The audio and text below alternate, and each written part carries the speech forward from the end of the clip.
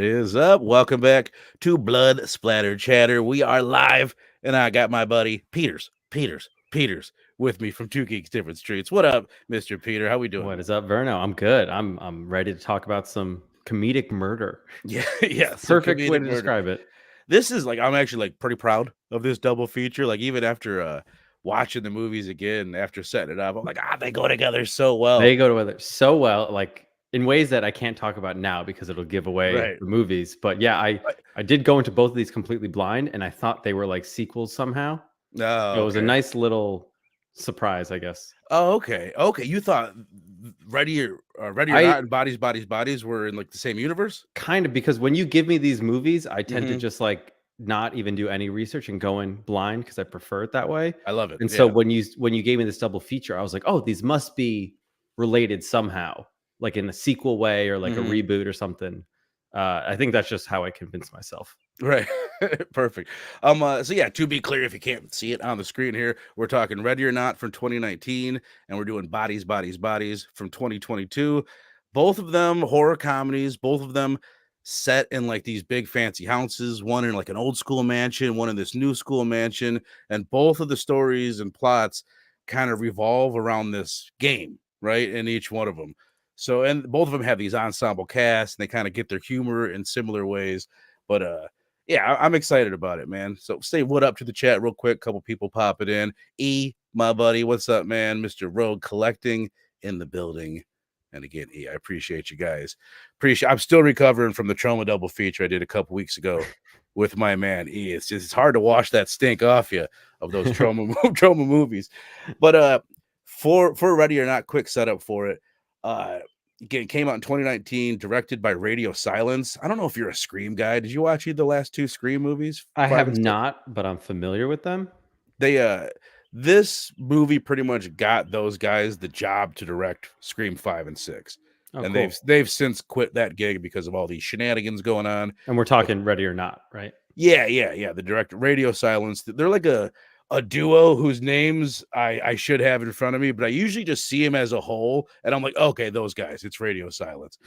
But they're a big name in horror, and this got a lot of hype when it came out. This was a big like crowd pleaser. A lot of critics liked it, and like I said, it clearly got them the big job of Scream. But your first time watching it, let me set up the plot real quick.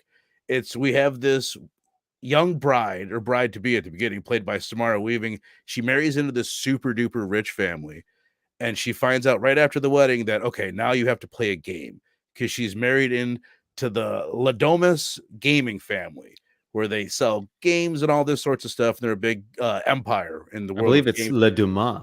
La Dumas. Okay. I lean into the dumbass portion of it. But basically, and I will spoil this. Oh, God, I wanted to say all these things up front. We're not going to spoil Bodies until the end of that discussion.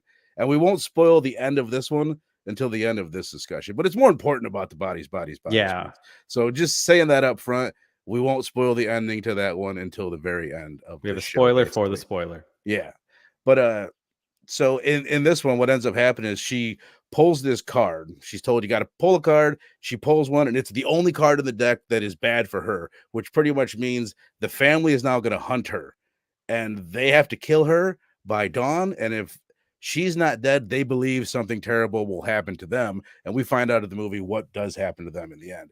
But it's pretty much just a cat and mouse game set up kind of like a slasher where they're picking people off one by one, even though only the maids are the ones getting picked off. And they're trying to kill Samara Weaving while she's running through this big mansion. But your first time watching it, I've seen this fucking thing like 5 times now at this Okay. point. How many times did you see it in theaters? No, never. I Oh, did wow. this for a show on another show that I used to do, DHS, a couple years ago, and I watched it twice then, and I showed it to my 13-year-old niece like a year ago when she was staying with me for a little bit, and I was looking for horror movies that were appropriate, and she loved it. And then I just watched it again right before we started recording, and loved it, man. So it's like the fourth or fifth time that I've seen the thing. You're right. It is somewhat child appropriate. Yeah, kind of. I mean, little swearing, but she hangs out with me, so she's used to that. Ninja, what's up? Thanks for popping in, Ninja. So your first time, man, Ready or Not, and anybody in the chat, if you guys have seen it, if you guys got opinions on it, what did you think, Peters? Well, first off, It's not really hide and seek, because isn't hide and seek everyone hides and one person seeks? That's how I played it growing up. It is true. It is. Well, someone is still hiding, and some True, people true. is it From traditional hide or seek?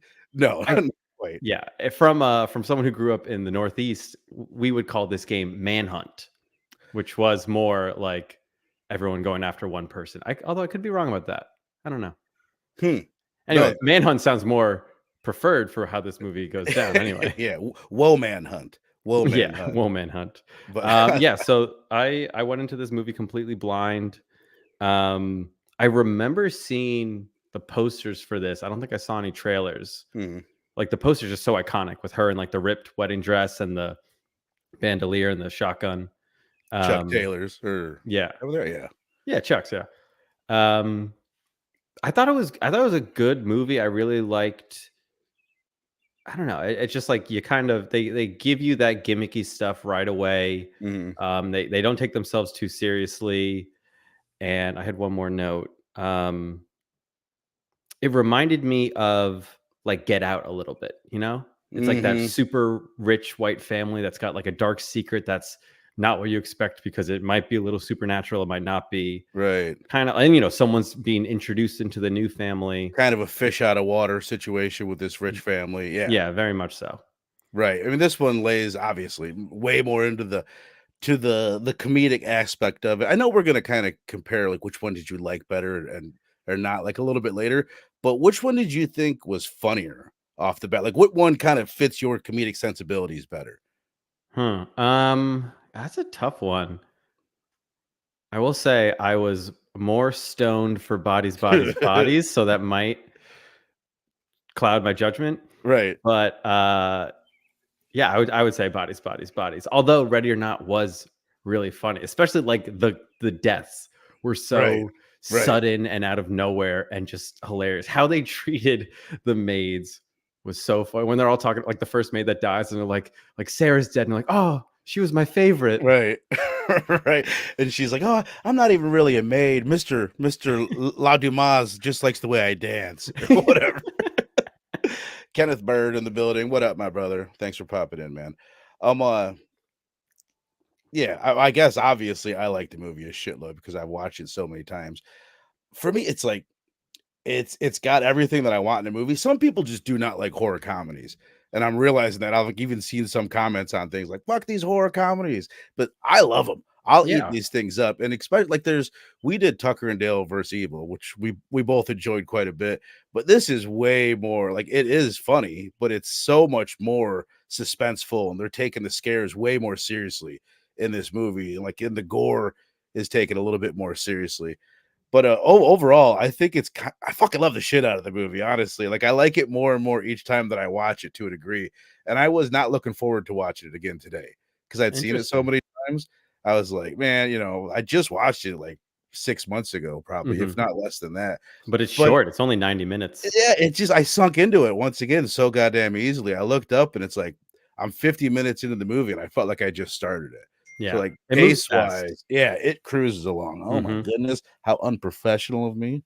Have Oh my my. don't have my phone on silent. But Samara Weaving, have you seen her in anything else other than this? No, I haven't. What is she from? She's She kind of got a what's her name? Margot Robbie look going on. Yeah. Yeah, she's like Margot Robbie if Margot Robbie could also play a nerd. Like, I don't not that I'm saying she plays a nerd in this, but she's got that, like, geeky girl quality to her, but she's also extremely, like, poster model, like, Yeah, crazy hot, but she also has that, like, dorkiness to her. I feel that that comes across. But, as far as what she was in before this, she did The Babysitter, which is this kinda smaller slasher horror comedy that was a Netflix thing. And after this, she was in Scream 6. She had a small role, but I don't know. Actually, this is what I know her from. I feel like this gotcha. is the movie that put her on the map. But for my money, she's perfect. She's like this perfect final girl. She's got the best scream, I will say it, in the history of cinema. She's Like a her very good scream. it's like got this like vibrato to it. It's like ah, you know what I mean? But the female like almost like an animal being Yeah, hurt scream that she does. I'm immediately thinking of like that goat pit scene. Yeah. Yeah. That was a good one. What did you think of her? She was great. I thought she was really good. Uh, what was it? I see the nerdiness you talk about, but maybe it'll help if I saw other roles she was in. Right. Um, You know what part of it is in the opening scene of Scream 6, she's still crazy hot, but she's playing this girl that's meeting someone on a date and she's like nervous about it and she's like talking all fidgety and she's really playing up that nerdy side of her, I okay, think. that only Yeah. makes her more attractive in my mind. A Yeah. nerdy girl. I think the other thing is I think she gets more and more attractive further, the dirtier and bloodier she gets as this movie goes.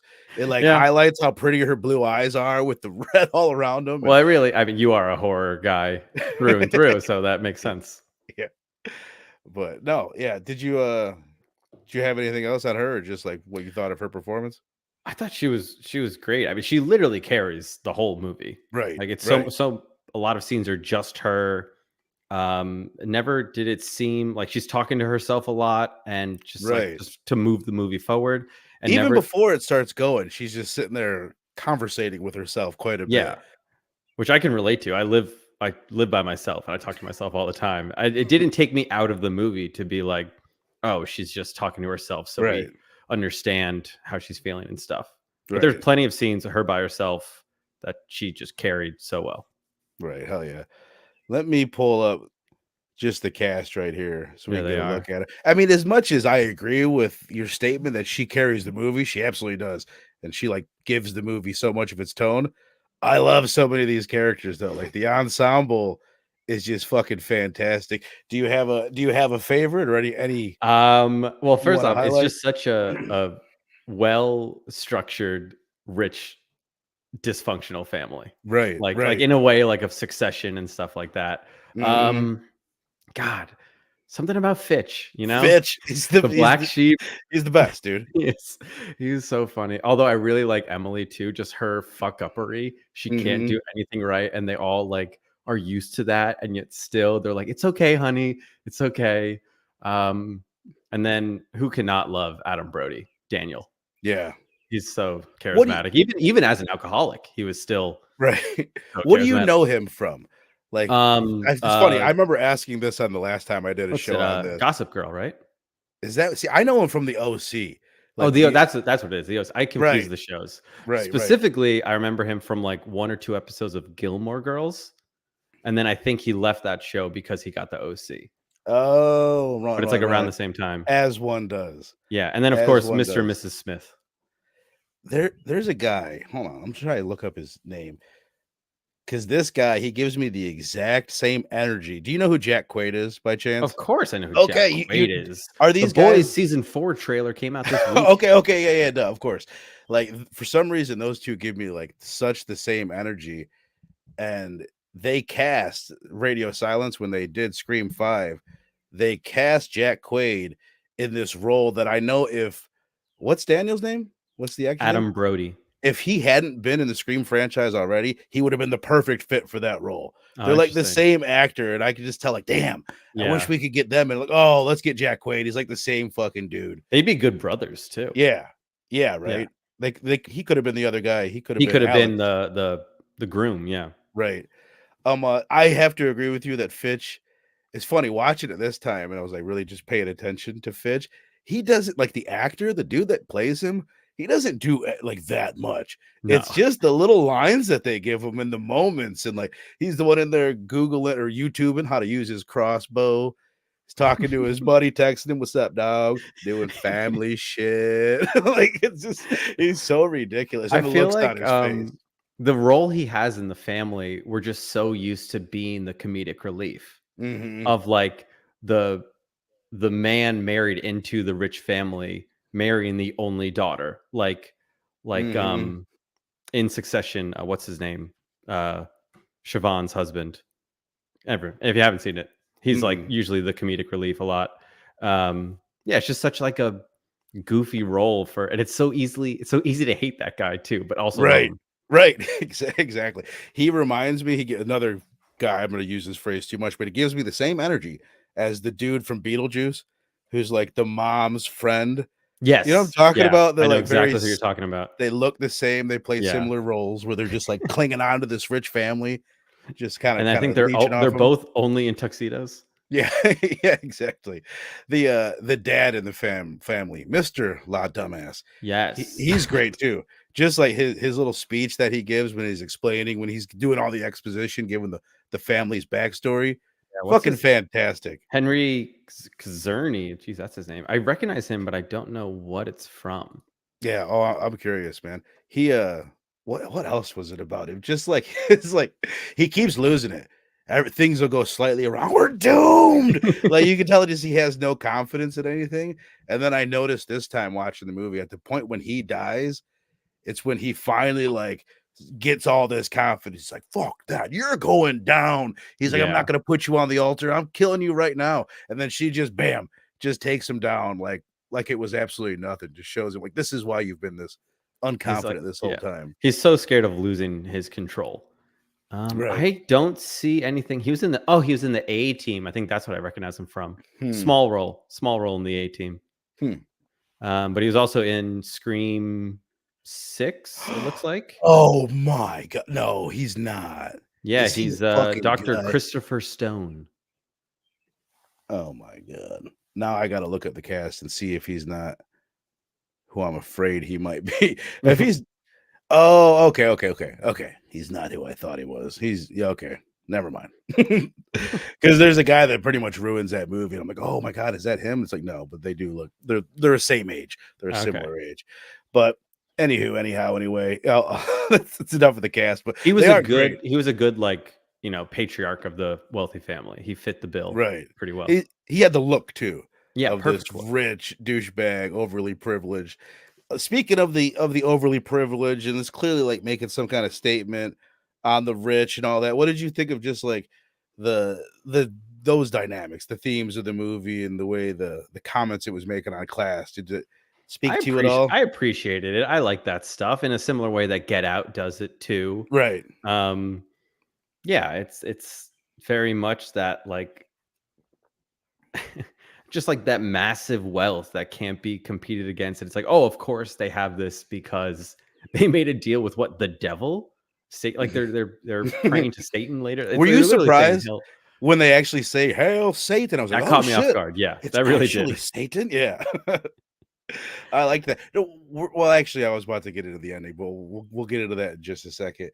But I was just more on the themes. Like another thing that jumped out at me, the roadside assistant guy that really hit me this time is like, I think that's like a comment on like even these systems are all set up to help the elite. Yeah, Like you're right. That's a even good point. you're calling for help. It's like, I'm sorry, but you're not the owner of this fancy car. Yeah. So fuck Yeah. you. It's like if you're jogging and a billionaire in a Corvette runs you over, he'll sue you for damaging his car. Right. Yeah. Exactly. But that roadside assistant actor was Nat Faxon. I don't know if you recognize who that is. I looked it up. I recognized the face. I was actually trying to think of what the hell is he from? He's in like TV shows. He's in a bunch of TV shows, small roles. I think you might recognize him from Beer Fest, that Brooklyn movie. He's one of the Germans, I think. He also he's like an Academy Award winning writer. Him and the dean from Community are like writing partners, and they've written some. I think they wrote that George Clooney movie where he's in Hawaii, and that's what they won it for. Really? Yeah. The Descendants. Let me look this up. That's crazy, man. It's always so weird when you have these guys like that are also like. Yeah, I expected like just the fact that he popped up as a voice. I was like, oh, I wonder if he wrote this movie or something. It has some relation in a similar way to Bodies, Bodies, Bodies, of that like surprise cameo at the end. You know, right. Like the reveal of who Max is. They actually look similar. Yeah, they're very similar right. actors. It almost made me think like both of them were like, oh, they must be specially tied to this movie somehow, but I don't think they are. Yeah, right. He wrote The Descendants, which is an award-winning George Clooney movie. That's wild. That is wild because he always plays such like doofy roles. Yes, he does. The guy, he's got a doofy fucking face. He reminds me of is Ed Helm the guy that's in The Office? Is that his? Yep, Ed Helms. Yeah. Don't they have like he's like the blonde Ed Helm? Yeah, he is. Pretty similar, much. like long face. So what did you think? I guess let's get into that. While I was watching this and I'm trying to like judge like how much horror is in this, which one is more horrific, right? But like as I'm watching, like, yeah, this is pretty clearly in a lot of instances it's trying to scare you. It's trying to build suspense. They're leaning into the gore, the goats and all that, and the blood all over her face, obviously. But what did you think of just that aspect of it? And also like it's got a lot of action to it. Hmm. Like the music a lot of times will kick in like action mode, like trying to build her up as this like Rambo type character. But Yeah. what did you think of all that? Like the action. I know we commented a little bit on the maids getting killed, but all that. Well, I think it certainly feels like a horror movie to me because they start off with that like intense scene of Helene's Helene, husband yeah. getting hunted. Oh yeah. Yeah, and so that was like that started off the tone right away for me, and it kept me in suspense of like knowing what's going to come. Like, it makes it pretty obvious like, oh, Hmm. this is going to happen to Grace. And I don't know, for me it was very suspenseful the entire time. She's as soon as the Hmm. game starts, I'm Right. anxious. Her hiding in the dumbwaiter was making me anxious. And then she gets out and walks and I'm like, it just I like these new era horror movies that you're showing me. Hmm. They know the genre and they know how to trick your expectations. Right. Exactly. They yeah, and like they're really good at blending these Yeah. genres too. Yeah. Um uh oh, you just said something that made me think of something. The hell was it? I usually say something a lot. Oh, you did say something. It was more about Daniel and just like the complexity of him. Like you mentioned that opening scene. That's another thing I appreciate so much about the movie is like you kind of pointed out, like every character has their complexities and like their where they fit into the family and everything. Yeah. And his whole history where he's grown up in this house that practices this or has this strange ritual, but like the clear trauma that it's inflicted on him and the way that he's like such a fucking weird character where he was like the shield for his brother Alex, right? And as soon as he's dead, that's when Alex goes off the deep end and now he's consumed by the family's traditions Oh, and all that's good. that. I didn't think about that. Yeah, as soon as Daniel dies, spoilers, Yeah. Alex like almost immediately turns on Grace. Right. Yeah, he was his moral Daniel was his moral compass protecting him from the beginning. Damn, that's good. I know. And it's Appreciate like this movie more now. right, right. I mean, that's what I'm saying. There is a lot of complexity to it, and I love just the fact that he's an alcoholic. He's clearly Yeah. struggled with it. He's calling himself out for being weak, and he's like this pathetic guy. But because of the casting, he's still somehow likable. Like it's a delicate tightrope he's balancing to make that character work. Yeah, you're like, "Oh my god, this fucking asshole who's just still in his family and just like spending the money, drinking all he wants." But then you're like, "Well, he has trauma. He has PTSD from his childhood." Excuse me. So you kind of start to sympathize with him and yeah, he's so freaking charming and funny. It's a interesting line they walk. Right, right. And then his wife Charity, just to finish it off, she's the only one that we haven't mentioned. I like her too because she plays that role of just she married to the family. She came from like the gutters. They didn't really get into it, obviously, but they just say she came from a bad spot. She's happy to be where she's at, and she took it all on willingly. She's like, Yeah. "Oh, the devil? Okay, yeah, totally down with the devil." Her As long speech her speech was perfect for her character of like, "I came from nothing. I would rather be dead than give up this wealth I've married into." right, Like that was I think the best character speech of the movie maybe. It just made right, so much sense for me. and she's got the most perfect resting bitch face on the planet. She's like gorgeous. Her sorry, her scene where she's lining up the shot where she sees Grace running outside, Oh, and yeah, it's I so love suspenseful. that. She pulls the trigger and the harpoon just misses by 20 feet. I love it. That it just plays into that like overconfidence. There's something. Oh God, I feel like I've tried to explain this before and fucked it all up. But there was some like test done. There's like experiment done on people back in the day, or at some point, where they would have people play Monopoly against each other, and they would rig the game in favor of certain people. And those people, they would tell them that the game was rigged in their favor, and they would let it play out. And most people even though they knew it was rigged, they would start getting cocky and they would start talking shit and all that. And that's what this whole family is. None of them they've made a deal with the devil to get everything that they have, but they're all still so fucking cocky and overconfident. And especially her, she thinks she can just. Yeah. Well, Some of them. Go ahead. No, I was just gonna say. I guess some of them are questioning their capabilities throughout the whole time, but True. clearly And even, she has this yeah. overconfidence. Even Fitch is like, should we just get out of here? Yeah, yeah. But, and he's not a believer. Yeah. Only Helen or Helene. I think it's Helene. I think it's Helene. Yeah. Only Helene's really sacrificing this family. Her husband died. Everyone else. Okay, so like this has got me thinking.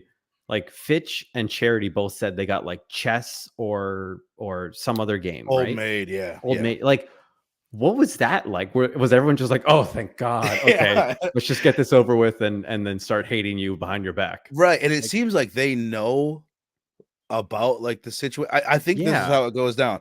Like that night they played chess and they played Old Maid and they're like, oh, this is fucking weird. And they just moved on. And at some point between then and now, they've been told these secrets of the family because the family also, we know, sacrifices these goats at times. Yes. So there's that, and all the family has to participate in that. Yes, and they all know Latin now, so it seems like they do this quite frequently. Which is another big part of like what the film is trying to say, and the themes of it is whatever you are raised in is your norm. Yeah. Whatever you get brought up in, whatever your family is doing, you're like, oh, this is what families do. And it's just like, it also, you can apply it to religion or anything like that, where you're starting to do stuff before you have formed your own ability to decide whether or not you should be doing it or not. Yeah. I think there's a word for that I'm that I'm fucking losing, but you know what I mean. So let's talk about the ending. I did want to ask you, at what point, because I guess this is more about the beginning, at what point did you realize what the game was going to be? Like, did you start to have, you might even mentioned that earlier, did you start to have a clue that they were going to be hunting her before the hunt began? Yeah, I think as he starts, I think when the dad is talking to Alex and is like, because if she draws that card, you're going to have to make a decision. And then you think back to that opening scene with Helene's husband, and I'm like, okay, right. If this card is drawn, they're probably going to have to kill her in some way. And then it comes out, it says hide and seek, and then like the whole story makes sense to me. Right. So then, okay, I'm going to do a little spoiler alert for the end of the movie. This is the way it goes down, because obviously we don't know the whole time. In my mind, I'm kind of thinking, oh, it's probably bullshit. Something about the movie and like the tone of it, you didn't think it was, or I didn't think it was actually going to go supernatural at any point in the movie. The only evidence you have is that like their cousins, I think, supposedly died in a house fire after disobeying these rules. And then the dad of the family is like, that's what the media wanted you to think. And you're like, is that true? Is that like not true? He's like, you don't want to know how they really died. Yeah. But he seems so fucking unhinged the whole time. He's not reliable or whatever. Exactly. I mean, like the people in real life, the people with this much wealth will do anything to hold on to it. So like it really is taking that realistic take from it. Yeah. Totally. I mean, that's probably what inspired the whole fucking movie. It's probably because they got a touch of money and they wanted to hold on to it. Like, oh my God, let's write a movie about this. We'll do anything. But we'll make more money making that movie. Yeah, exactly. But again, spoiler alert for the ending. It does come up to where they don't get the ritual done, right? They almost fucking kill her. They stab her in the shoulder. All this crazy stuff goes on. The guy she was going to marry, he turns out he is a piece of shit. He's just like the rest of his family, as we mentioned. And they're all waiting. The sun comes up. And none of them blow up at first. And they're all like, oh, it must be fake. And then one by one, all the members of the family just fucking explode. Yeah, that's a good sound effect. Pure blood. No guts or anything. It's just all red blood. Yeah. So entertaining to me. I just find it so entertaining and so like satisfying because it's set up, as I said, it's like a slasher movie where they're picking people off one by one, but none of the family member have died the whole time. And if you know scary movies, you're like, wait, how is this going to work out? Yeah. Like none of these, you think it's going to be like, okay, slowly as they're hunting her, she's killing them one by one, whether it's intentional or an accident. And no, that doesn't happen. Just the maids die. It was really unexpected in a good way. There's a movie. Have you ever seen You're Next by chance? 2013. No, so. It's very similar in a way where it's a female lead character and it's almost like Under Siege, where these people break in and they find out, oh, the little hot blonde's a badass, and she, you know what I mean? She's the cook is a Navy SEAL. But anyway, it's like that where she's picking them off one by one. But in this, the only people that are getting picked off are the help. And again, that's another comment on like society where it's like the rich just make these moves and it never affects them. It's just the middle class and the poor. The help are interchangeable. Yeah. That's what I'm saying. Like this movie, you could watch it on one level and be like, "Oh, this is a funny, entertaining movie," but it is a thinker and it is a lot. They are saying a lot. But it's not just a twist on horrors; it's a take on social classism. Anyway, that was my. And that's what people come to this podcast for. 100%. That's why they leave. So like, oh god, they're doing that again. Click. Anyway, that was my long-winded way of asking you, what did you think of the ending? What did you think of that? I liked it. It reminded me a lot of Cabin in the Woods' ending. Yeah. Of like, you're not sure if what they're doing is gonna be real or not, and then in the most absurd way, it comes true. That's a great call out. Spoilers for Cabin in the Woods. Yeah. Yeah. But yeah, I thought it was so funny, and how, like, you know, for cinematic effect, everyone's blowing up one by one. The mom and the two kids, it was so fucked up. Yeah, but of course, I love it. They run out of the room and then just 3 separate pops. Yeah, exactly. It's so good, dude. It's so funny to me. And then like also, I watched this on, I think I rented it on Amazon. So like the poster is her covered like in her red wedding dress because it's just covered in blood. And that final scene, it's still like, yeah, it's dirty, but it's not red yet. Mm-hmm. So it's almost like once Alex dies right in front of her, I'm like, oh, now she's covered in blood. Like, right. I should have seen that coming. But by the way, she gets beat up in this movie. Oh, totally. Oh my god. Right. That nail in the hand. Oh, it's like The Quiet Place or A Quiet Place. Yeah, yeah. But that right there is like her best scream. She's got a couple of them. Like she does that a few times. Two Gun, my brother. What up, man? How you doing? Pew to the pew. Why? Why put a hole in her hand first and then the nail through it? Like you could have just had her I don't know. Pierce her hand with the nail. It was a interesting, like, I don't know. Well, I mean, I get it. It's one of those. Yeah, I'm always curious how things get written, right? But I love the part where how she got the hole in the hand. It was so funny. Where they're like, all right, oh, she sees the kid. Oh, honey, come here. I'm gonna protect you. And now he's part of this fucked up family. So he comes out blasted. Pulls out a little pea shooter and shoots her in the hand. And then she punches him in the face. Yeah, right. I love that too. All right, so my friend, let's go ahead. We got one more movie to talk about. We're going to be getting into bodies in just a few short moments. So, do you have anything else that you would like to throw in about Ready or Not before we rate this bad boy and move on? No, nothing else really. I think we covered everything. Boom. We fucking nailed it. You heard it here first, folks. We covered everything. We fucking nailed it. I'm going to quickly go through my notes to see if there's anything I missed. Oh, that's quite all right. Two Gun, Ready or Not. Awesome. Oh, I figured out. Yeah. So one issue I had with the story is that like Alex is like, I couldn't tell you about this because then like you would leave me or whatever. And it's I'll fight you on this one. Yeah. It's like, you didn't have to get married. You could have just stayed a couple. See, I think they wrote their way around all that pretty well because if you notice, they mentioned it a couple times. It's super important to her to have a real family, which is another thing. They just because she's like an orphan, right? Yeah, they don't really like get into like too much about her past, but to her, she wants to have this family, and she says it at one point, like when it all goes down, they're in like the basement, they're having that discussion, and he's like, "You would have left me," and she thinks about it, and she's like, "Yeah, I would have left you." So for his perspective, up until the end, he is kind of like a victim in all this. He's being deceptive and deceitful, I suppose. But I feel like they write their way around that to a degree. That's true. I didn't think about that. Like they do mention the orphan thing, which answered my question of like, where's her family during this wedding? Like, oh, she's an orphan. Makes sense. And then okay, I guess that makes sense. Like she really wanted to be part of a family, which you need to be, I guess, in today's world, you need to be married into. Right. But okay, that makes Unless sense. You're a Gen Zer, then you can have a found family. Like I was gonna use that term, a found family. Yeah. And then that's not a term for these old people. That's a Gen Z term. One last thing I had was the butler, I guess. Yeah. Oh, I'm so glad you brought him up because he's one of the best characters. Yeah, that was good. But so him and Grace get into multiple fights throughout the movie. She like smashes his face in with a hot tea Yeah, kettle. yeah. But then so he finally captures her and he's driving back with her in the back seat of his car.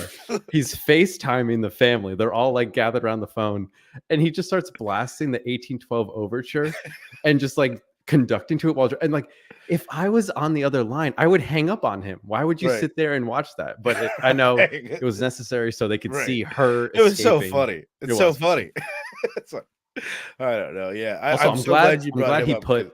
I'm glad he put funny. her seatbelt on. Yeah. Did he? Is that what he did? Well, when the car flipped, she did not roll around. She stayed So seated. He's great, man. He's so ridiculous. But yeah, I was bummed out when I saw that he wasn't in this image. I'm like, oh, I'm gonna have to remember to bring him. Yeah, I up. don't even remember his name. I'm glad he's the butler. That's close enough. The butler. We fucking Stevens, nailed I it. think. Stevens. I'm gonna call him the butler. Yeah, Stevens. So all right, brother, my friend, we done did it. If you guys down in the chat, if you've seen Ready or Not, give me your grade out of 5. So what about you, Peters? Where you at, my man? Stuffy. I would give it a 4 out of 5. Solid movie. Really enjoyed it, but I can't give it a 5 out of 5. I don't know why. No, it's fair enough. It's just, a 5 out of 5 is like that feeling you get. No, well, I mean, I was honestly, just because of the way that I'm hyping it up, and like I fucking watched this movie 4 or 5 times. I must like it a that's lot. a great review. The fact that you can watch it Yeah. so many times and For still real. love it each time. And even the fact that I was excited to pick it for this, I've been offering this movie up to you two for months. I'm like, dude, we should do Ready or Not and Bodies. Apparently, Eric was not ready. Oh yeah, I forgot to talk shit about Eric. Eric's supposed to be here. We'll do that. Yeah, we'll get to it. I'm going to give the thing a 4.5 out of 5 because I mean, what I was about to say is like I was tempted to give it a 5 because I enjoy it so much, but I'm trying to save those for the Exorcists and the Rosemary's Babies of the world and just like the best fucking horror movies of all time. Is this that? No, it's not even one of the best movies of all time, but it's a very entertaining, fun flick. Incredibly entertaining. Yeah, super watchable, and it could have easily been just like cheesy. It could have easily just been like more generic and just less thoughtful. That's what I was expecting, honestly. Yeah, exactly. Yeah. It could have been so much. It's probably a great movie to watch in a theater with a full crowd of people, or a good movie to watch with like a big group of friends in your basement where you can like talk during the movie and just like laugh at the ridiculous deaths. Right. Exactly. Dude, I remember that is one thing. I was listening to a podcast. This killed in why can't I think of the word? The festivals, like Fright Fest festivals and things like that. This was like one of the biggest crowd pleasing movies of 2019. Like it was a big deal. But a 4 from Peters, a 4.5 from Verno, that's me, and a 4.25 from my man Two Gun Pew to the motherfucking Pew. Appreciate you, buddy, always. But does that make me 3 Gun Pedro? Peters? Yeah, it does. 3 Gun Petro. All right, so I wish I had taken the time. I've been slacking, everybody. I wish I had my cool little intro, and I said, "All right, we're talking bodies," and I would hit something. It would play some music, and I didn't do all that. I played Fallout 4 this week instead. I'm sorry. Well, that's because Eric isn't here. He fucked it all up. Yo, Eric fucks everything up. You can't help it with this guy. But let's go ahead and move into our discussion on bodies. I'm gonna go ahead and pull this one up because I keep forgetting the director's name. Directed by a female. What is this woman's name? Halina Reijn, it looks like. Thank you, Halina Reijn. Thank you very much. And this one's starring Pete Davidson. He's the only name that I know in it. So and Lee Pace, Ronan the Accuser. Really? Who Greg? Was that? Greg, the vet, the old guy. That's Ronan the Accuser? That's Ronan the motherfucking Accuser from Guardians of the Galaxy. No way! Yes, it is.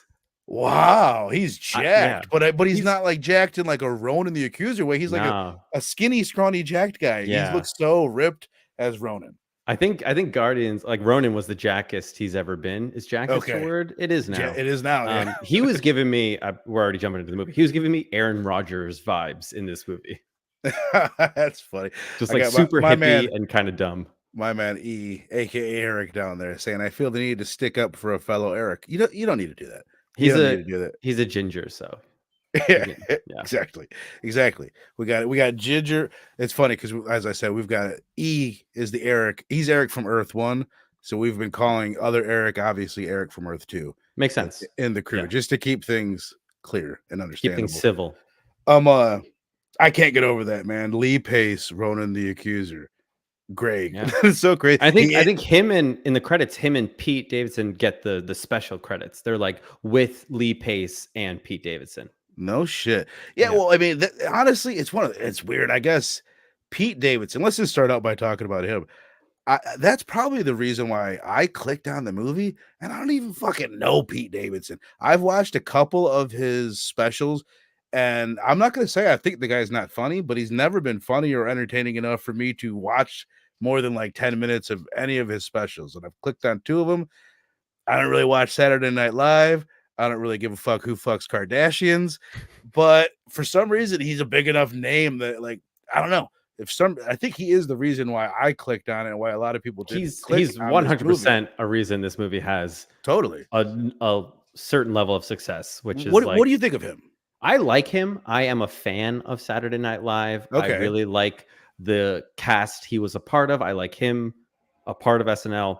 I like his stand-up too. I think he's very funny. His movie, what was it? King of Staten Island, which was directed and maybe written by Judd Apatow. Great film.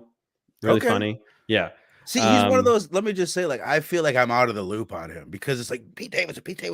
And I've always been like, I feel like I just don't get it. And I haven't given it enough of a chance. It might be a generational thing. You're a little bit older than me. And I feel like he's like the cusp of millennial Gen Z, like celebrity, whatever. And yeah, I mean, clearly this movie just like rode the Pete Davidson wave. Totally.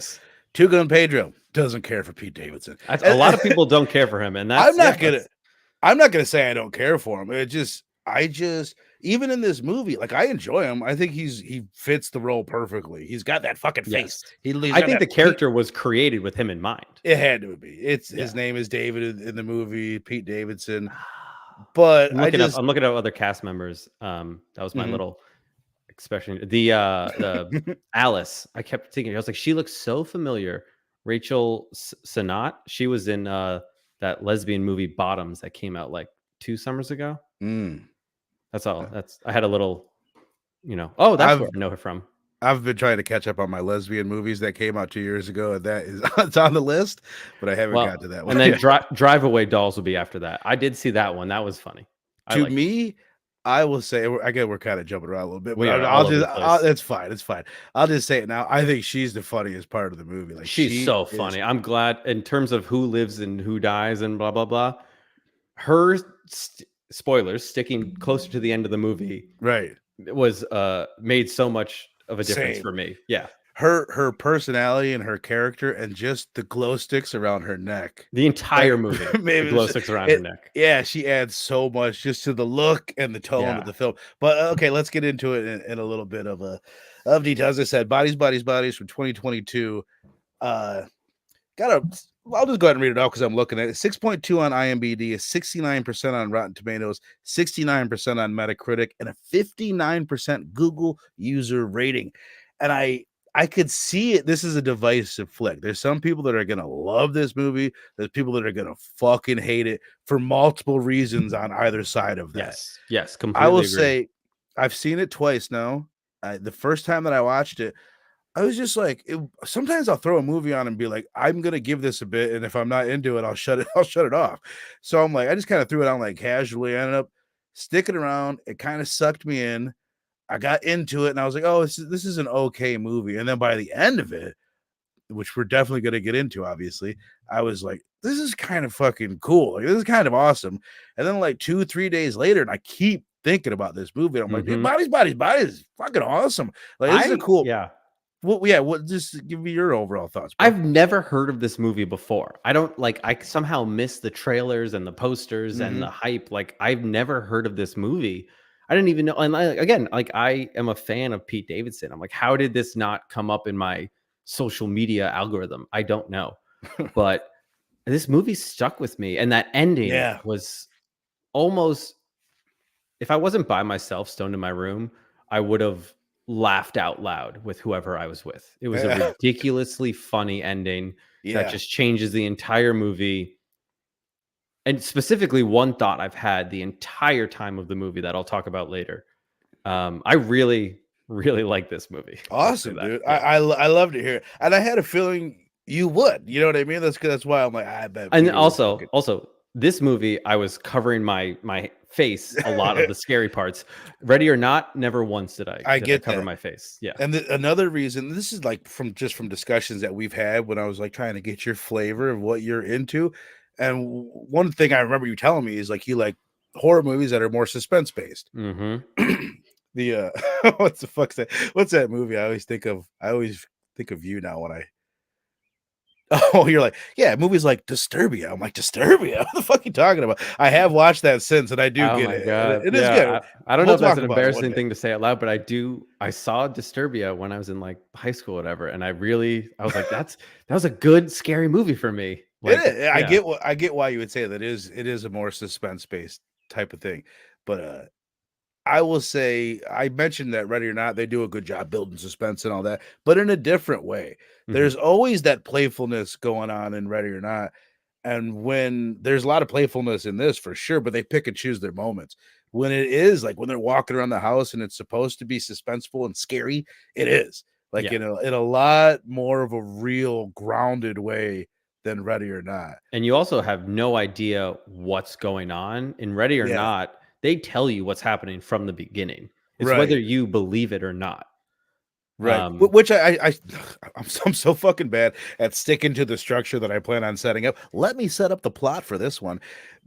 Basically, it's another one. We've got this group, as you see on screen here, bunch of young fucking annoying Gen Zers and Greg fucking and Greg. together. They're hanging out, they're partying, they're doing all sorts of cool drugs that I'm too old to fucking do anymore, or even know the name of half of them.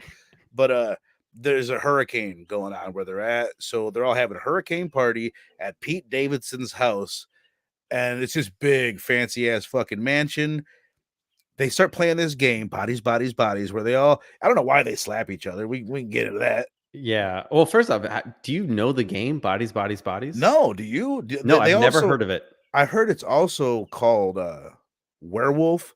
Oh, is Depending, that's what Greg yeah, calls it later? yeah. Halina Reijn, the director. I don't know if she wrote it or not. I don't think she did. No, story by Kristen Rupanian.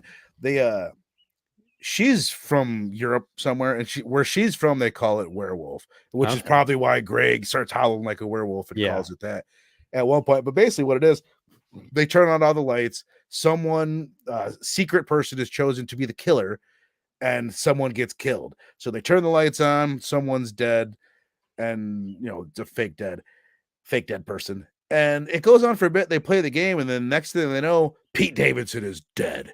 He's outside. His throat is sliced. He's dead. There's a killer in the building, right? So it becomes like an Agatha Christie inspired type of murder mystery Great where they're all in comparison. this mansion. They're being picked off one by one.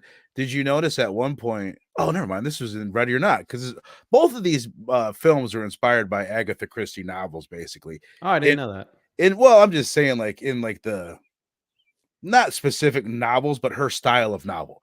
Like at one point in Ready or Not, once all the maids are dead, one character says, "And then there were none," which is Oh, Agatha Christie's like big fucking novel. yeah. That it's pretty much what. Without those novels, we wouldn't have the horror genre as we know it today. Like, I plan on doing a series one day that takes us from Agatha Christie to the slasher movies. It's pretty much there's like a direct route from Agatha Christie to slashers, which this is even called a slasher, which it's structured like one, but it isn't one. But anyway, I would consider this a slasher. right. When I think of slasher, it's got some of the aspects of it. We've got a bunch of fucking annoying teens getting picked off one by one. but we're never seeing the kills, I was and gonna bring that up. we're Is there never ever seeing the killer. is there ever a So slasher it's movie where you don't see the killer? I don't know. I mean, but that's one thing that I think makes it cool. That was another like the first time that I watched it, as the movie's going, I'm like, it's kind of like simple where it's like, okay, now this person's gonna die. Now this person's gonna die. But it's like so old school and feels so fresh at the same time because of the cast and the tone and the music and all that. But like it's impressive to make that simple of a story work this well. Yeah, honestly, it's so simple that I didn't even catch on to it. It was Alice later in the movie who's like, it's doing the pattern of the game we're playing. Right, right. Like first Greg dies, and then we voted out David, and then they're like, no, David died first, and then Greg died. Like we Right. decided to is but still, I was like, I didn't realize it was following that pattern of like someone dies, they discover the body, then they get together, they vote or just like freak Mhm. out on who they think the killer is and take them out or vote Right. them out. I was like I'm actually glad they had that to the audience reveal of like this is Right. what's happening. And then it also made me watching Ready or Not first, it made me Mhm. think like, "Ooh, is there some supernatural thing going on that makes them play, like almost like a Jumanji situation Right, right, right, where right. this game they're playing is realistic." I was almost convinced that this isn't spoilers because this isn't what fucking happens. I was about to give a spoiler warning. I was almost convinced that you were gonna get to the end of the movie and Pete Davidson wasn't gonna be dead or something. I don't know. And even my wife last night, she's like, I don't think he's dead as it was getting towards the end. But Interesting. one thing to me that's so cool about it, and I'm like, I'm so tempted to want to just spoil the end to talk about this, but we won't. Let's just dance around it.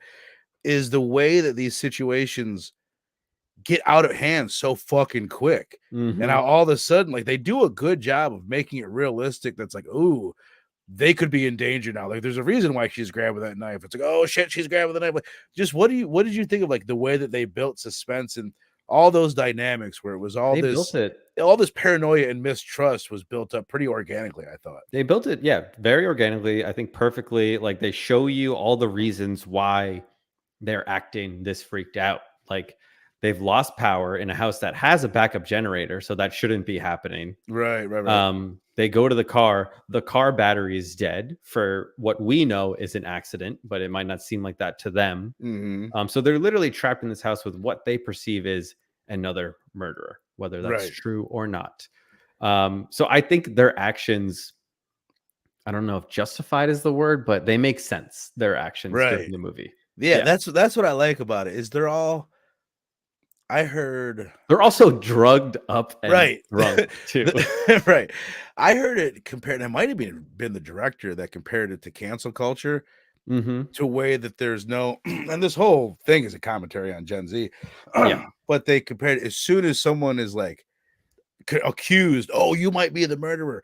There's no nuanced discussion on it. They just cancel that person instantly Yeah. and they all just start acting crazy.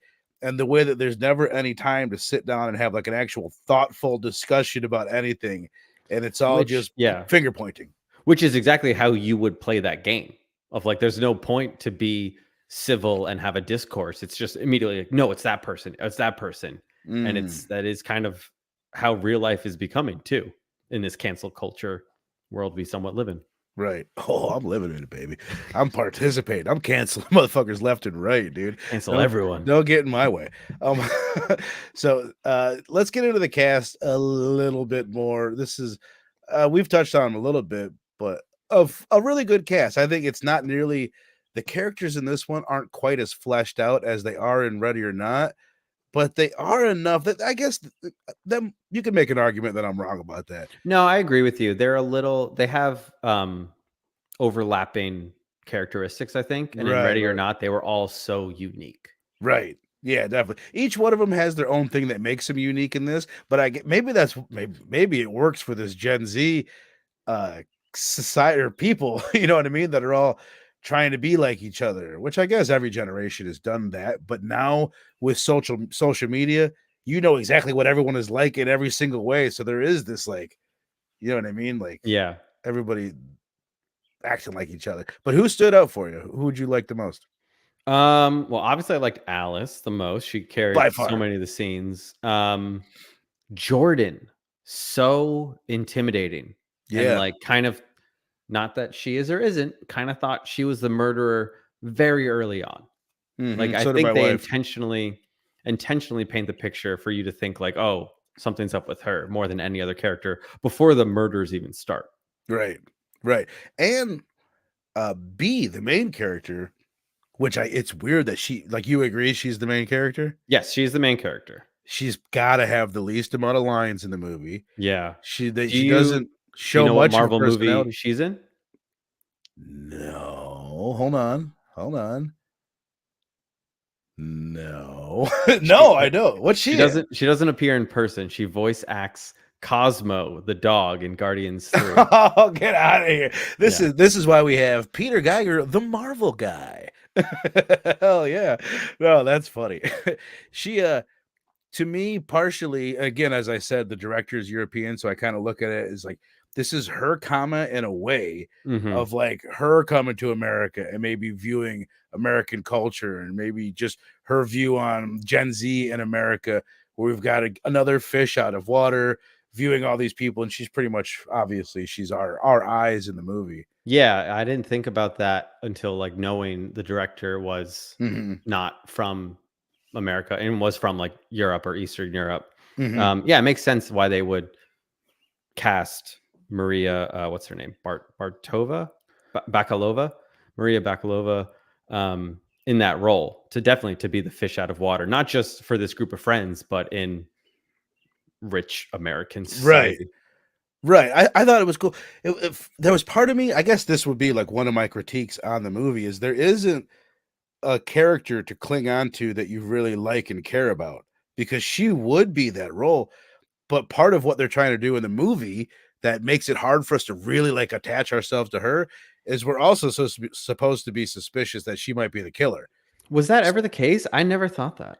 You never felt like they were. I thought right from the get-go they were trying to make it look right from the get-go. They did a really good job of making it look like Sophie or B, who were just seeing these lesbian lovers locking lips. A lot of L's.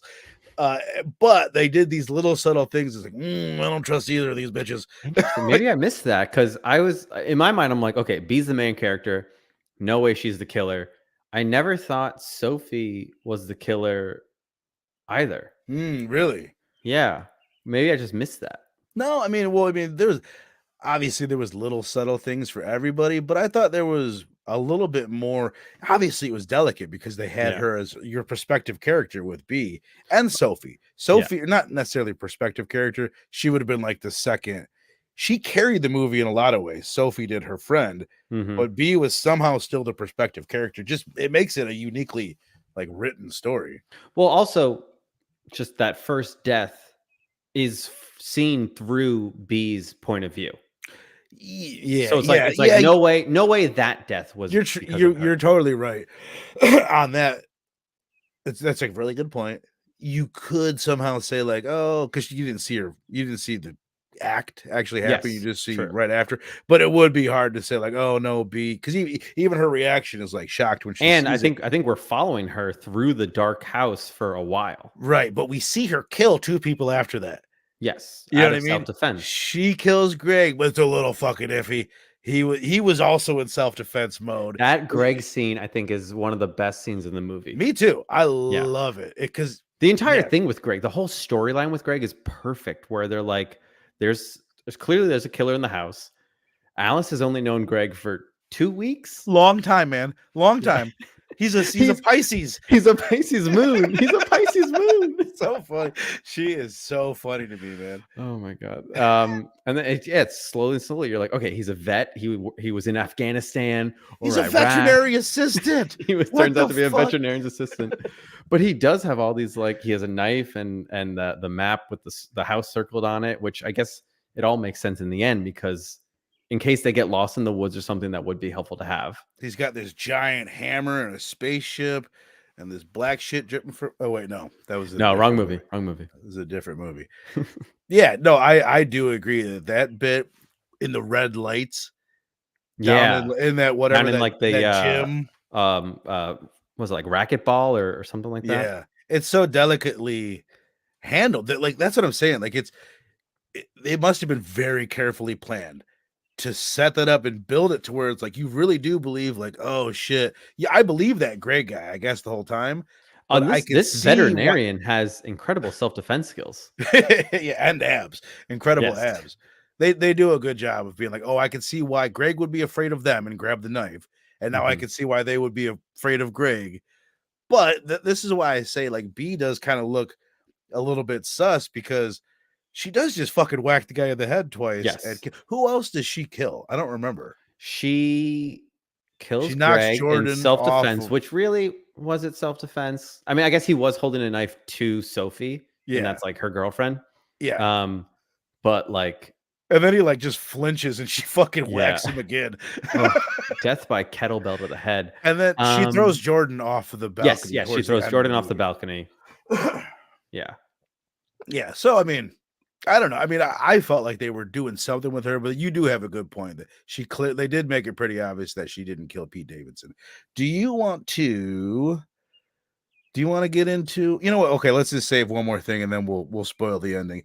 As far as like the commentary in this one, we've touched on it a little bit, but like, I really thought it was a pretty, I don't know. I feel like I don't want to talk shit about my wife, but she doesn't watch my show, so I will. There's so many times where like, well, what? Like, I feel like this was clearly a comment.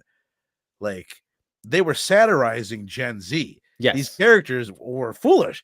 Like, this wasn't a movie of like about Gen Z. I mean, it was a movie about Gen Z characters, but it wasn't celebrating them. It was satirizing them and like, critiquing Gen Z in a way, and they were It supposed to was be such an annoying. interesting balance of, like, satirizing and critiquing Gen Z, but also it wasn't like it was older people just making fun of the younger generation. Yeah, It did redeem them. I don't know if redeem is the right word, but it sympathized with them too. Like, totally. yes, it brought in all these buzzwords like PTSD and they never Borderline. they, yeah, they never used the word woke, but a lot of their Yeah, conversations were what a lot of people would consider totally. woke now. Well, a lot of And it was what a lot of people would say it was fake. It was bullshit. They were saying that they were one thing and they were saying that they were woke, but they really weren't. They were saying that they meant one thing, but they were really just putting on a show a yeah, lot of true. That's times. the whole theme is that these rich kids are just completely fake and just none of their friendships are really real. Like they really don't care about each other. They're just Yeah. all narcissistic, using each other to get whatever they want, cheating on each other, stealing from each other, More all that concerned with shit. their social media images Yeah. and their fucking YouTube channel. These people are pathetic, if you ask me. But um yeah, I enjoyed it, and one thing that the director said is because they were working with so many of these younger people, she collaborated with them. She's in her 40s, and a lot of the actors are of age, you know, they are closer to Gen Z. So she asked their input, and a lot of the music too were chosen by the cast, which I thought was pretty interesting. That What'd is you think of the cool. music? The music did a good job of making it feel fresh and just keeping that fucking pace going. Yeah, completely kept the pace going. It's not the music I listen to, No, me neither. but it did keep me in that, oh, this is a young person's environment, I guess. Right, right, Made me for feel sure. old. Yeah, it made me feel very old. All right, so let's get into the rating. Unless do you have anything else Oh, you the spoil. wanna. Let's get into the spoiler. Oh yeah, yeah, yeah. That's what I meant. That's exactly what I meant. So this is big spoiler warning. I fucking love this. I love the ending where because it gets down to the end, and all you have is B and Sophie, these two characters you've been with the majority of the time. And like you said, we saw that B didn't kill Pete Davidson, and we're pretty fucking sure. So it gets to be like, who is the killer? What is going on? And my wife, like 3 minutes before the reveal, she's like, nobody's the killer. Nobody's the killer. Damn, She's that's like, Pete, impressive. she goes, Pete Davidson was killed in some freak accident. And I was like, that's why I married you. So she called it Pete Davidson with that sword that he's holding right there. Greg earlier in the movie, he was showing off and he opened up a It wine was bottle or a champagne beautiful bottle. foreshadowing. Yeah, Absolutely beautiful foreshadowing. really was, man. Just how pissed off David was about it. But that set the idea in your mind that Greg killed David because David punched Greg over Yeah. this shit. You know what I mean? There's It's so many moments of David being a piece of shit to Greg totally and Greg being the most patient, ripped veterinarian Right. I've ever seen. But also with the ability to throw that fucking Ronan the Accuser fucking stare at you, because he does give Pete Davidson a quick look before he's like, I'm going up to go to bed. And he looks at him like, I will fucking kill you and eat your soul. And I was like, I'm gonna go sleep in the racquetball court. yeah, yeah, with my face thing on because I have seasonal depression. that was one of the funniest lines. Oh my god! Which if you have seasonal depression disorder, you should not be exposing yourself to that much UV light. That's way too much. Right. And how does that even work? I mean, what is seasonal depression? It's when you live in a tropical environment and you're used to having the 4 seasons, I think. It's kind of like, oh no, no. It might not be. It's more of like a vitamin the D opposite of what I said. deficiency because you don't have enough of like the sun in like the winter. You wouldn't get that down in Florida, like that's or wherever the. Is that where they are? I don't look like they're in the mountains and like. There's I that don't know. that opening shot. It looks pretty tropical to me. Maybe I'm wrong. Well, there's that shot of them driving, Sophie and B driving in the car, and it's like a mountain road on a cliff. Okay, so I feel like it's middle of the country or something like that. You're right. Anyway, so although wait, there are no hurricanes in the middle of the country. That's a good point too. Yeah, the story's falling apart. Exactly. Yeah, exactly. Fuck it. The movie's terrible. All right. Anyway, what were we talking about? We find out that Pete Davidson, he went out there and he tried to film himself bored in my house because I'm in the house bored to make a TikTok video where he's doing this thing with a sword. And he cuts himself and he kills himself. And you start to realize at that point, because while they're struggling, Sophie tells B that she accidentally Emma earlier, she fell down the steps because she gave her drugs. And as soon as you hear that, you start to realize, like, well, shit, B killed Greg, B killed Jordan, and Alice got shot in an accident. So if Pete died, probably shot herself. Yeah. So there is no killer. That's the twist, and that's what pretty much makes this movie, in my opinion, special. Yeah, like it's a good movie. Other side of that, but they nail the landing. I didn't see it coming at all. Me neither. Great. No? The entire movie, I'm thinking, why do you all think it's one of you? Couldn't just like a psycho have like stumbled upon this house filled with rich kids in the middle of a storm? Like, couldn't that be possible? Right. And I'm like, how's nobody thought of that? Like, the security system went down during the blackout. I think they said that. Mm-hmm. And yet nobody brought that up once.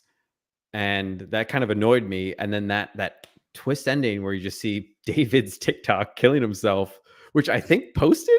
Did it post? I think that's what happened when the internet came back on. It posted, and that's why you start hearing bzz, bzz, bzz, because he's getting notifications left and right. And then we get the cameo, which I don't even know if it counts as a cameo. He's not that big of an actor. Okay, well, that's what's funny. Earlier, you're like, and then that cameo at the end, I'm like, yeah, but I'm like, I don't know who the fuck that is. Who is that? So the whole time they've been talking about Max. The night before that this happened, I love this. I don't know if I fully caught this the first time that I watched it. The night before this happened, Alice and David and a bunch of them ate shrooms together with somebody named Max. And Max, Jordan's boyfriend. Yeah. Wait, what? Max is Jordan's boyfriend. Oh, okay. Well, I missed that. That's why Jordan keeps defending him. She's like, Max wouldn't do that. Oh, okay. So David and Emma are together. And this Max guy, while they were eating shrooms, admitted that he's in love with Emma. And David at the time thought he's dating Jordan. Yeah. Yeah. And they ended up, he's the one that punched David in the eye. That's why he's got the black eye. So the whole time you're hearing about this Max guy, so you're like, oh, it's going to be Max. Max is going to show up. And who the fuck is he when he shows up at the end? I didn't know him. That's Connor O'Malley. He is a comedy writer. I know he wrote for Seth Meyers. He might have worked on Saturday Night Live. He's married to Adie Bryant, who was a cast member along with Pete Davidson. Oh, really? He is. I just Google his comedy or his Twitter account. He has a fucked up sense of humor. Oh, really? I don't know. I really don't know how to explain it. He is just. He's weird. Some people might find him funny. I find him a little off-putting. I saw him. I went to see The Lonely Island in concert, and he opened for them doing stand-up. The crowd did not like him. Interesting. Yeah, I didn't know who he was. It was one of those things where I felt like, oh, I'm supposed to know this guy, and it's supposed to be funny. Maybe if I was Gen Z, I'd be like, oh. But yeah, I guess Gen Z would know who he is. I guess. I don't know. It seems like you would know who he is if you know like the comedy scene and like the like the writers, not necessarily because he's more of a writer than a performer. But as soon as he showed up, or as soon as I heard his voice, I was like, this, like, he's perfect for this role. I don't know why it made sense. Maybe because Pete Davidson and the SNL connection, but it just like, I was like, of course it's Conor O'Malley. It just, I think he does like naive rich boy pretty well. Oh yeah. Well, my friend, Oh, it turns out it wasn't Max. Yeah, Max was not the killer. Yeah, Max definitely not the killer. It's a great ending in my book, man. It's just it's like the end of the movie is a punchline, and to me Literally.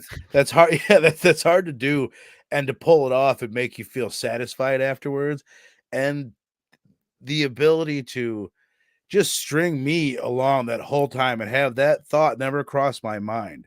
And even my wife, I mean, I can credit her all I want for figuring out 3 minutes before it was over.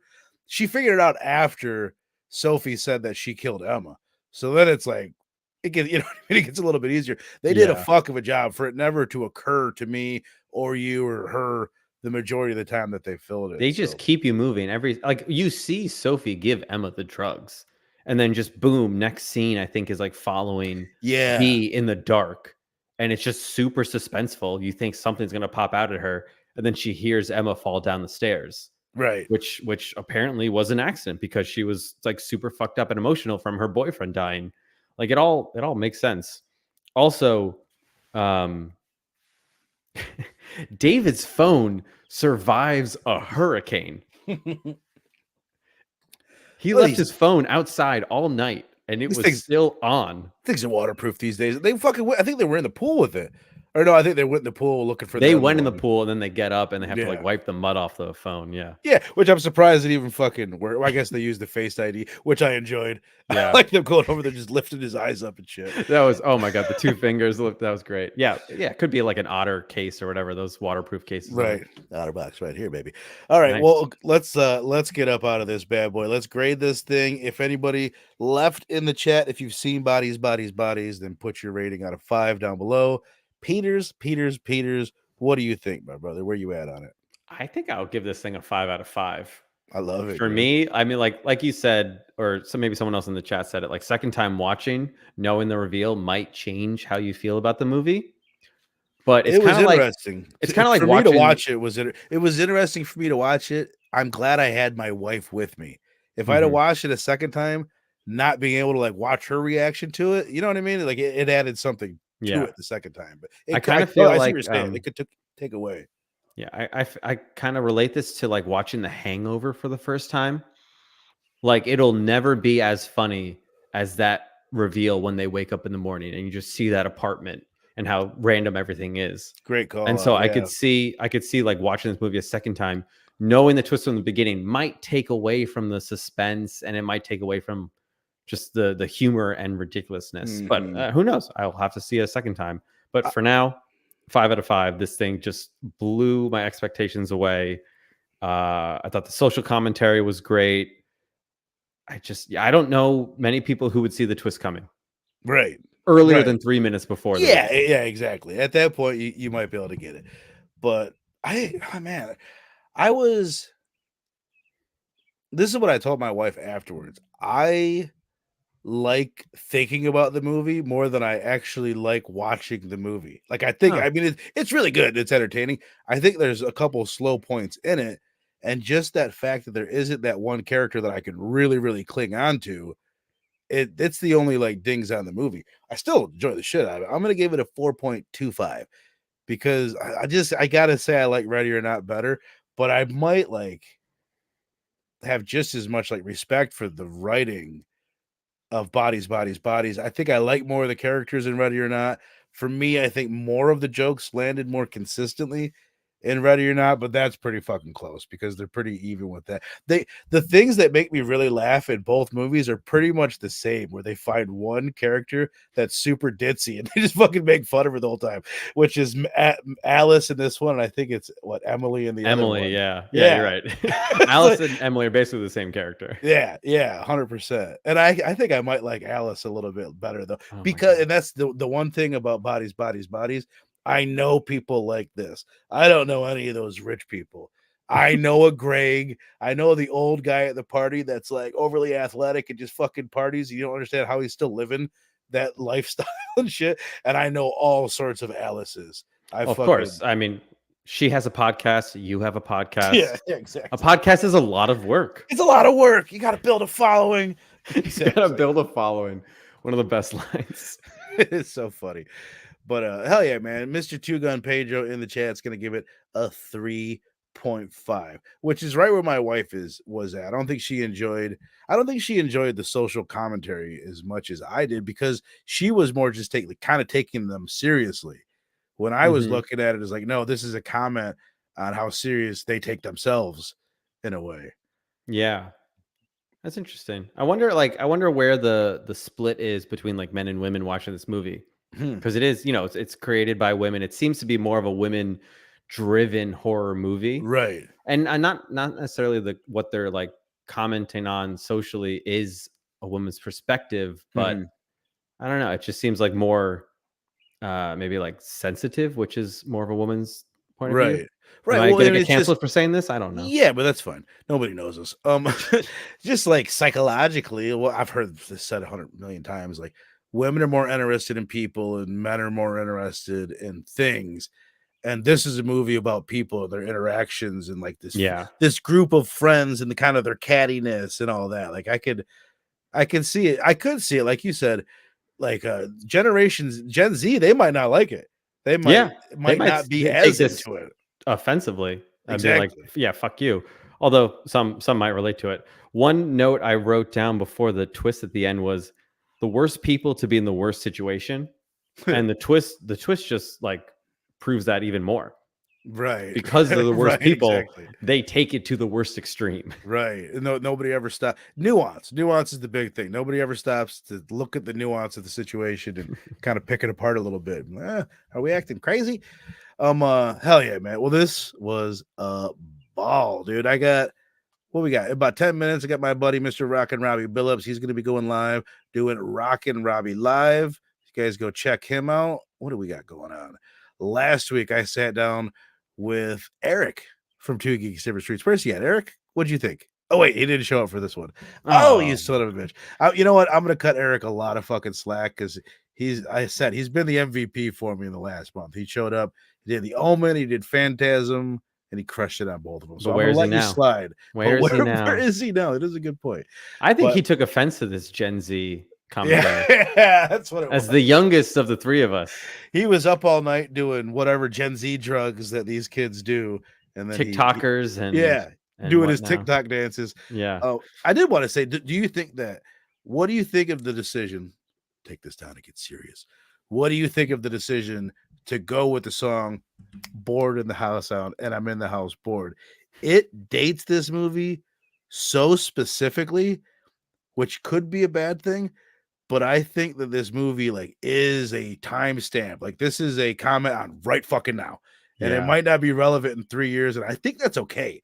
Because I don't know the song. You don't know that song? No, I don't know that song. Oh wow. Okay. Well, that was like, it was at the beginning of the pandemic.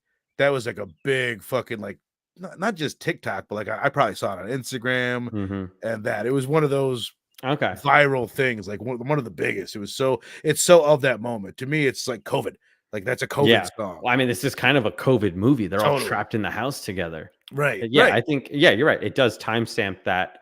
Yeah, and seriously, I mean, like everything they talk about, I feel like is going to date this movie in like the era of like the youngest generation speaking out loud and trying to change like how the world perceives them. There's some movies that I would look at that as a negative, and for some reason, I think this is a movie so much about right now that's what they were trying to do. So it's not. I mean, we're living in like the height of cancel culture. Right. This is basically about cancel culture. So as I was saying, fucking great talk last week with Mr. Eric Wall. So go check that out on Phantasm up now this Thursday, doing live Thursday 8:00 Central Time, 9 Eastern. Excuse me again. We're doing The Strangers. Got the homies coming on doing a live show. We have there's like The Strangers Part 1 is a sequel. It's either a sequel or a remake. Hopefully I'll know by Thursday. Of The Strangers coming out in 2 weeks. So I figured this would be a good time to revisit The Strangers. And then the following week, we are celebrating the 1-year anniversary of Blood Splatter Chatter, and we're getting together with the regular homies you see here, Fable and Steph and Stu and Mr. Rock and Robbie Billups, and we're just gonna kick back. We're gonna play some trivia. I got a lot of fun stuff pulled up that just general horror conversation. And I'm really looking forward to just having a chill night where I don't have to break down a movie and I could just go from topic to topic and just kind of kick back and talk about horror in general. That sounds like a lot of fun. Yeah, dude, it's one of those things. Like when I started this show, it is hard to get to like the Jason and the Michael and the Freddy and these big mainstream conversations without, like, I don't know. For me, it's like, oh, I don't want to dive into the Nightmare on Elm Street franchise just yet. I got to save it for this, whatever. It's just, I want to have an opportunity to have just a general horror conversation. So I'm super looking forward to that. But you guys in the chat, you guys have been awesome. This dude right down below me, Mr. Peter Geiger, has been awesome. Any final thoughts on either of these flicks or just anything you want to send the people out on, Peter? Don't play games with your friends. At all. Or your family. Or your family. Friends or family. Yeah. I love it. He's right. Listen to him. All right. We'll see you guys next time. Thank you.